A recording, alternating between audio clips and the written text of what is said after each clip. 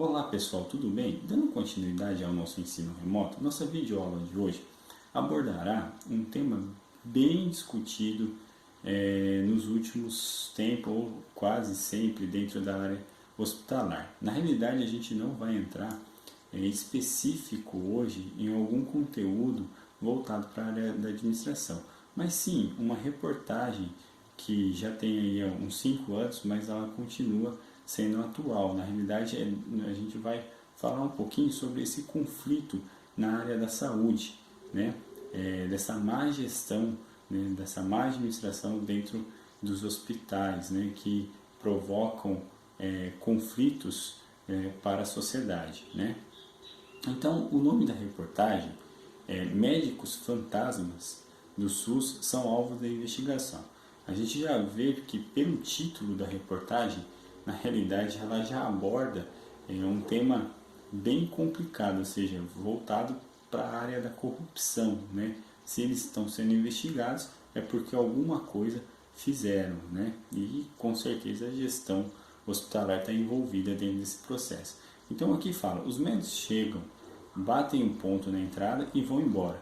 Atendem em clínicas particulares quando deveriam estar em hospitais públicos. Registram mais horas trabalhadas do que as horas que existem em uma semana, ou são vistos no exterior no dia em que batem o ponto. Ou seja, já a gente observa que só nessa primeira parte dessa reportagem, que o profissional que foi formado para cuidar das pessoas que vão no hospital precisando de cuidados médicos, eles batem o ponto, atendem nas clínicas particulares deles e, além disso, eles superfaturam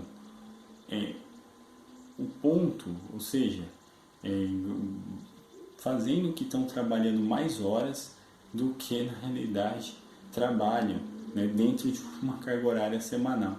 E pior do que isso, muitas das vezes, no dia que é para ser trabalhado, eles estão em lugares fora do Brasil, ou seja, tirando férias, ganhando na realidade sem trabalhar. Isso é uma vergonha no nosso país na área da saúde, né? Em ao menos 9 estados e no Distrito Federal, órgãos como tribunais de contas, Polícia Federal e Ministérios Públicos identificam e investigam casos de médicos fantasmas que pouco ou nem aparecem no trabalho, né? Em muitos casos com a convivência do poder público, ou seja, aqui a gente observa uma máfia dentro desse esquema, né, onde existem os profissionais da área da saúde e quem deveria fiscalizar esse procedimento se envolve também ganhando algum dinheiro por detrás disso, né? Infelizmente, médicos fantasma e a população precisando de médico para ser atendido, né? A maioria cita fraudes no registro de ponto, agravando as filas de pacientes que buscam atendimento no SUS, né? Então, quem que sofre com isso? Aquela pessoa que na realidade ela depende do serviço do Sistema Único de Saúde, né? Porque quem que é na realidade? É a classe média baixa, é o pobre na realidade que sofre com todo esse problema, né? Que tanto as pessoas envolvidas específicas à profissão de saúde fazem e a gestão, né, administrativa ela compactua com essa situação, na realidade gerindo todo esse problema, esse conflito corrupto dentro dos hospitais, né? Aí fala, só em junho de 2014, isso lá em 2014, a auditoria do Tribunal de Contas do Distrito Federal identificou 25.735 faltas indevidas de funcionários da saúde, uma média de 15 por servidor, desde jornadas divergentes da escala prevista até médicos que trabalham em um local e batem ponto em outro. O controle da frequência é falho em quase metade das unidades não é eletrônico. Então aqui mostra que não é só o médico em si, né? A gente tem que reparar isso. Na realidade, é todos os profissionais envolvidos na área da saúde, né? Olha só, olha que dado importante. 25.735 faltas indevidas de funcionários da saúde, né? Então se torna o quê? Todo mundo vai se corrompendo dentro desse processo e querendo uma fatia do bolo. E quem sofre com isso é a pessoa que depende disso, né? Porque ninguém vai a um hospital porque gosta. Na realidade, a pessoa vai a um hospital porque ela precisa de cuidados, né? E outra coisa que a gente tem que reparar aqui, um ponto bem interessante, é o controle de frequência, ou seja, o ponto é falho. Não tem o que? Ponto eletrônico na realidade, né? Normalmente é livro ponto. Pode ser que agora já tenha em alguns lugares, mas também mesmo tendo ponto eletrônico, ele também é manipulável. Se a gestão não tiver um controle, isso daí vai ser problema futuramente também dentro desses dados, né, de faltas na realidade, né? Então tem que ter um controle gerencial sobre isso, tá? Em Santa Casa, né, dentro da Santa Casa de Santa Catarina e no Paraná, operações da Polícia Federal desenvolveram, né, desvendaram esquemas de médicos que não atuavam em hospitais universitários para atender em clínicas particulares. Olha isso, que grave, gente. Isso aqui é muito grave. Por quê? Né? Lá no estado de Santa Catarina, professores de ensino universitário, na realidade, deixavam os hospitais ali são hospitais universitários para ensinar aquelas pessoas que estão vindo a ser um dia um profissional da medicina para atenderem suas clínicas, né? Que exemplo que esse profissional, que é de medicina, dá para o seu aluno que um dia vai se formar um profissional assim? Complicado, né? Não tem nem o que falar sobre isso.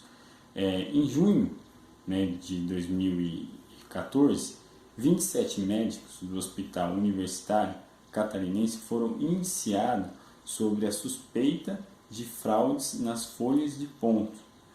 O salário médio no local é de R$ 20.000. Veja só, os médicos, né, foram indiciados porque eles estavam fraudando o controle de ponto ou ajudando a gestão a fraudar esse controle de ponto, sendo que o salário de cada profissional daquele era de R$ 20.000, né?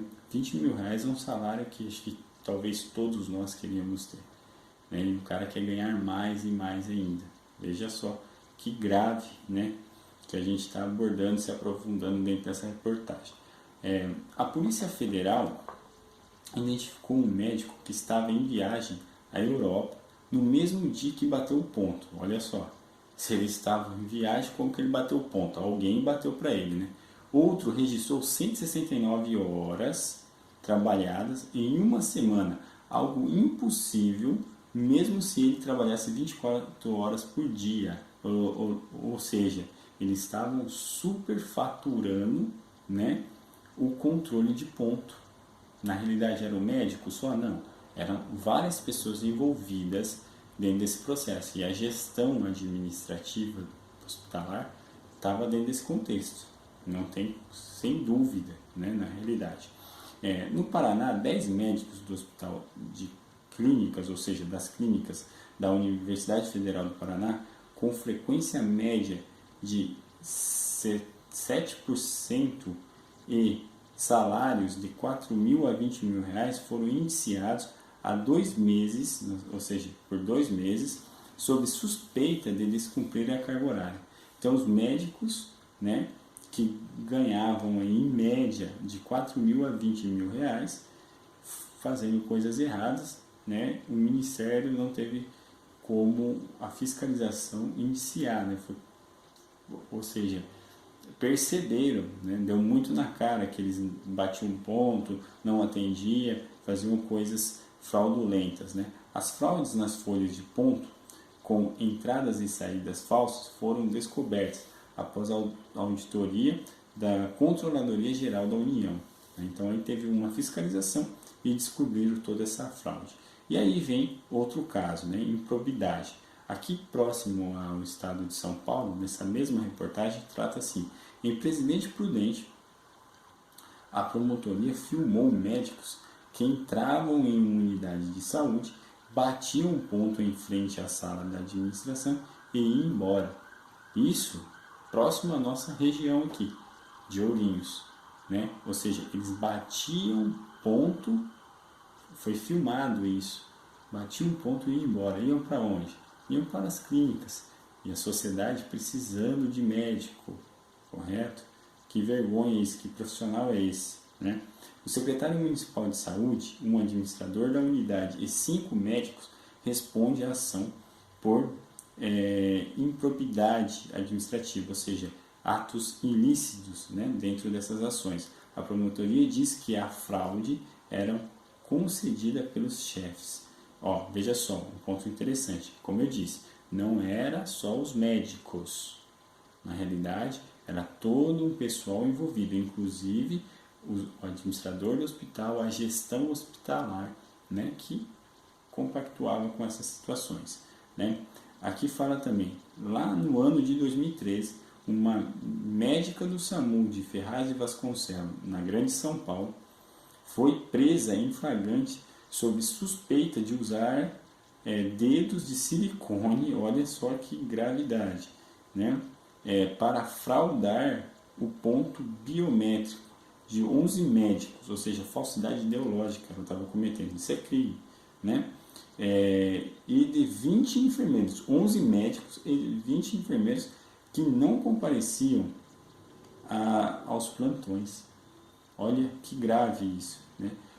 8 foram exonerados pela prefeitura, que aguarda a conclusão do inquérito. Com certeza esse inquérito não foi levado para frente, entendeu? Mas alguém denunciou, isso é bom, né? Alguém denunciou esse escândalo, né? Uma pessoa passando por outras pessoas, né? Simulando que aquela pessoa estava trabalhando e na realidade pessoas morrendo na fila precisando de médico.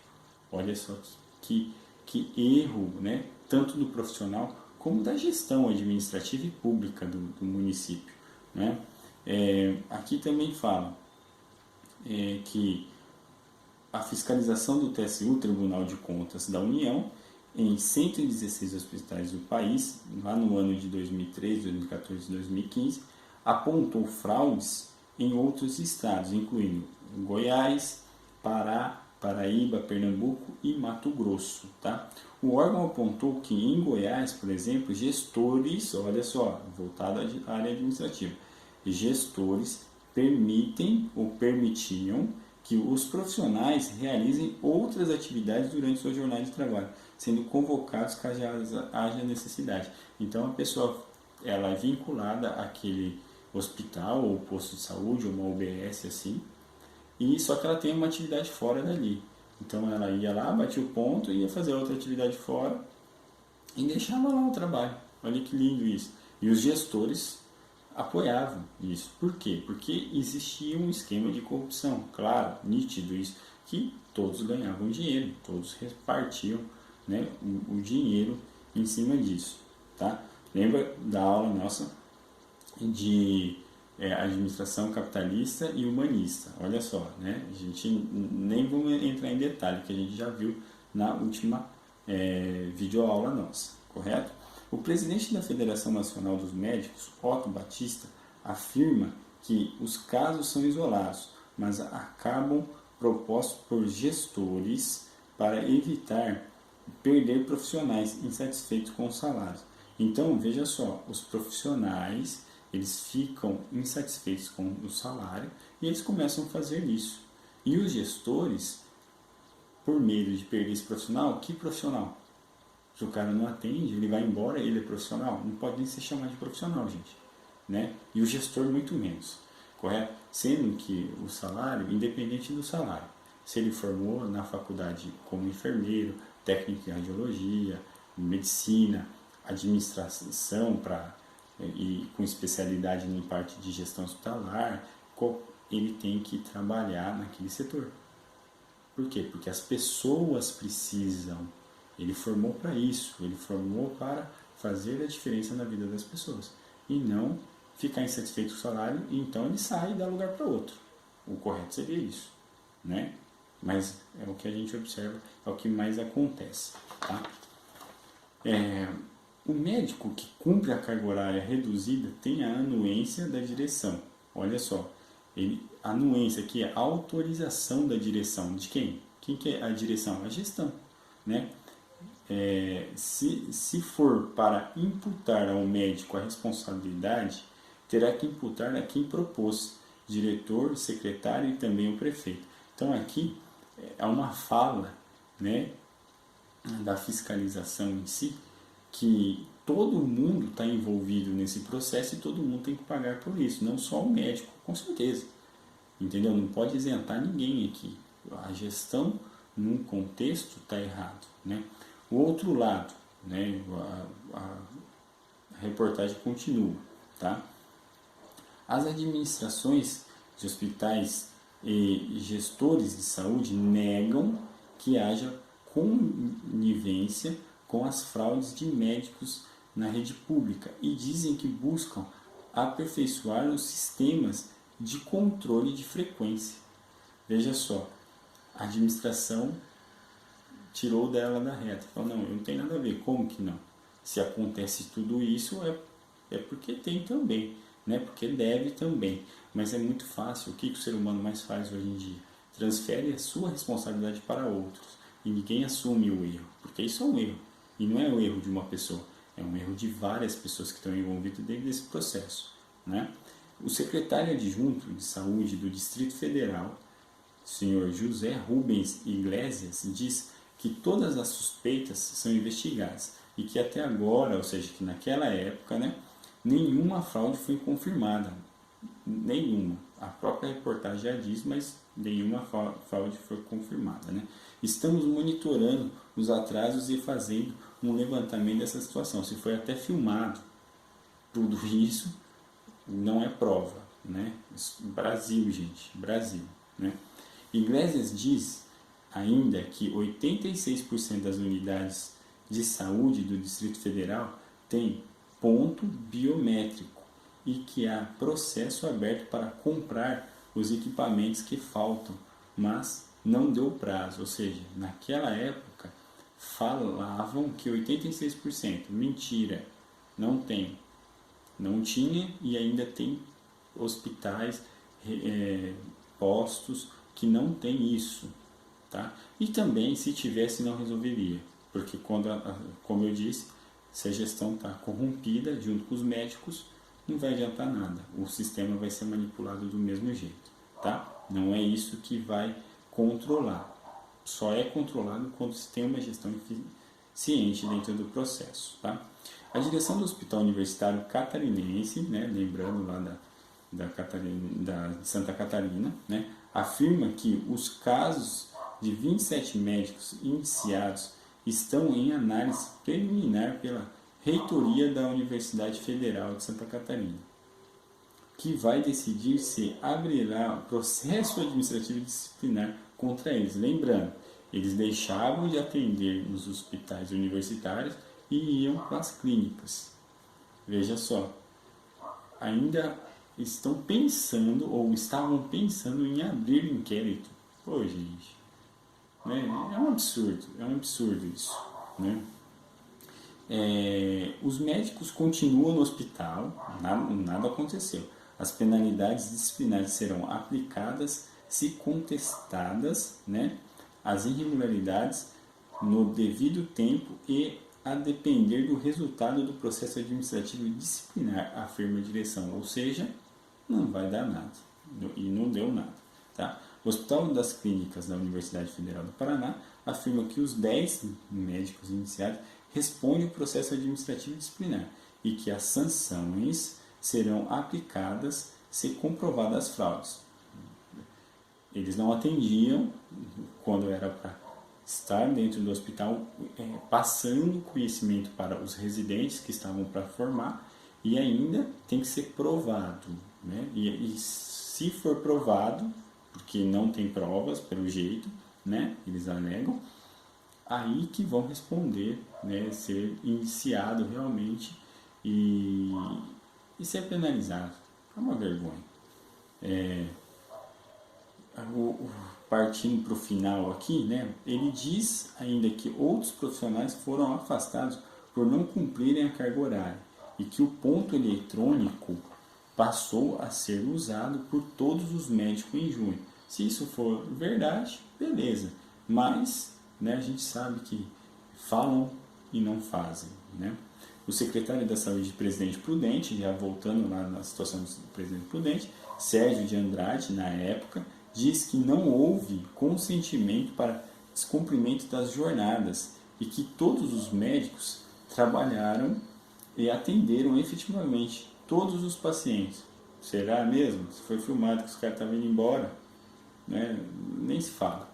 Segundo ele, os médicos dizem que havia um acordo com a gestão de novo ali no processo, né? Gestão anterior, para fazerem 16 consultas por dia sem cumprir toda a carga horária. Veja só, se o cara é contratado, se o médico profissional é contratado para trabalhar 8 horas, ele não tem que atender só 16. Se ele atender 16 no dia dentro das 8 horas, porque ele está fazendo um atendimento bem feito, legal. Mas ele tem que atender 16 e aí depois ele pode ir embora, sendo que ele tem mais horas para cumprir.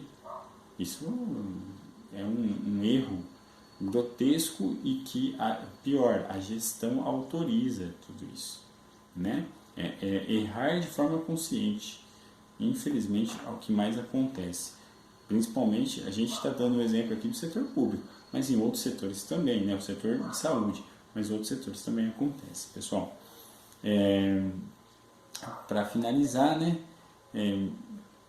Para o diretor de defesa profissional da Associação Médica Brasileira, Emílio César Zilli, não há justificativa para as fraudes. Se o médico está ganhando para exercer o trabalho, independente de ganhar pouco ou muito, tem que cumprir. Fato, né? Ele diz, porém, que os salários e a falta de condições estimulam os profissionais a saírem do setor público. Tudo bem, isso faz parte mesmo, né? Não é fácil você trabalhar várias horas e às vezes a sua remuneração não for ao que você merece. Só que tem um detalhe, ele formou pelo dinheiro, somente por isso. Ele não fez um juramento na faculdade, ou seja, todas as pessoas que se formam, tanto na área da saúde como em qualquer área, faz um juramento. E esse juramento não é financeiro, esse juramento é humano.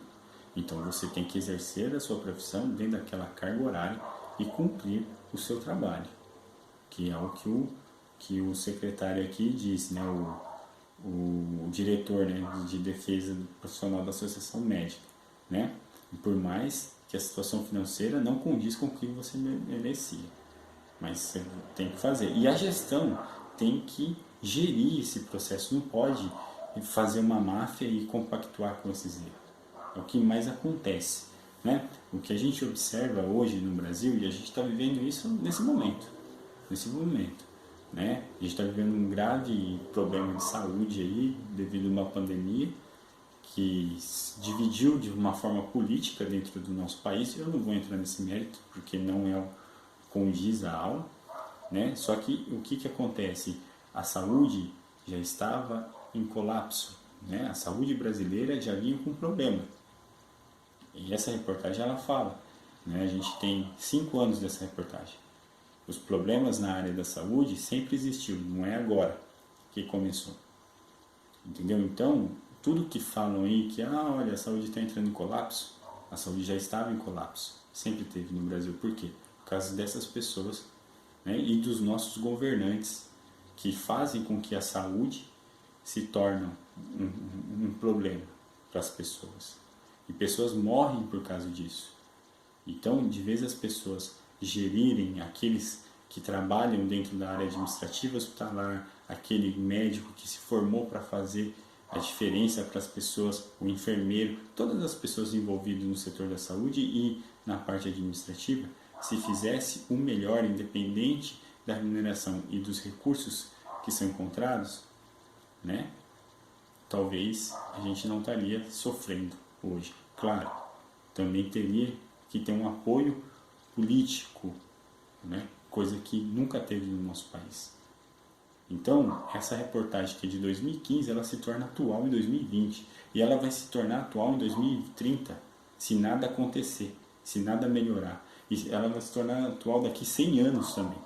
Por quê? Porque a gente sempre, né, faz com que a corrupção seja maior do que o conhecimento que a gente aprende dentro dos cursos e se corrompe com isso. O profissional, ele é assim, infelizmente, e não pode.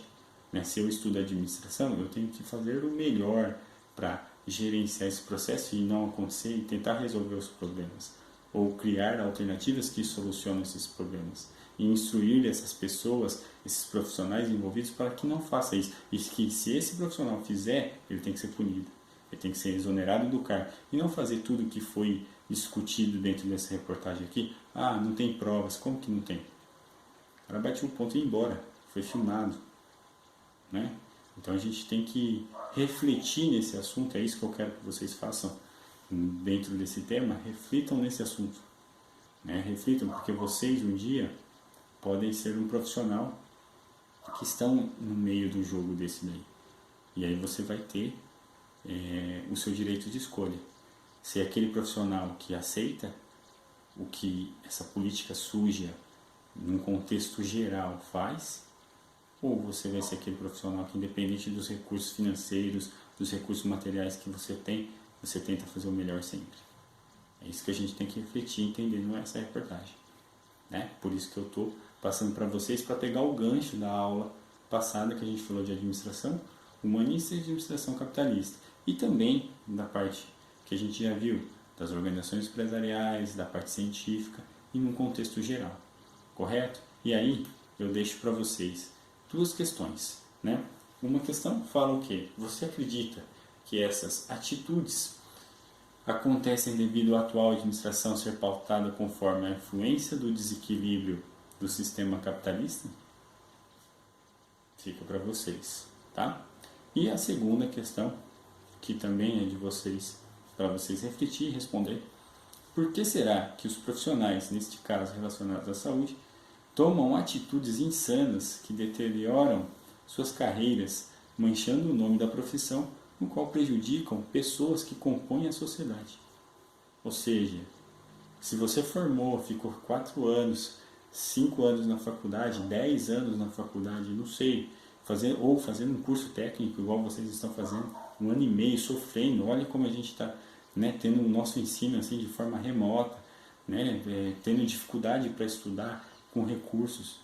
Aí quando você forma, você compactua com esses erros e aceita isso, prejudicando pessoas que precisam disso, né, precisam de cuidados. É complicado. Então eu deixo aqui para vocês refletir nessas duas questões e poder passar a visão de vocês de como que não deve ser feito isso, correto? Então essas duas questões é para vocês. Lembrando que tudo esse material, essa reportagem, para vocês lerem, estudarem e aprofundar mais o conhecimento de vocês, vai estar disponibilizada para vocês na sala Google, correto? Junto com esse vídeo também, que eu estou fazendo aqui, tá? E para finalizar, como eu sempre falo, eu deixo aqui uma frase de reflexão para vocês e acredito que vai ajudar vocês a desenvolver também o conteúdo das respostas da atividade e também para a vida, né? O ser humano não deve ser aquele reconhecido pelo seu sucesso, mas sim por sua importância. Será que esses profissionais que a gente comentou aqui dentro dessa reportagem são reconhecidos pela sua importância? Eu acho que não. Agradeço pela disponibilidade de vocês me assistirem e aprender junto comigo, porque eu estou aprendendo aqui com vocês também. E espero que todos assistam, estudem, e qualquer dúvida estou à disposição de vocês. Um abraço do professor Adriano.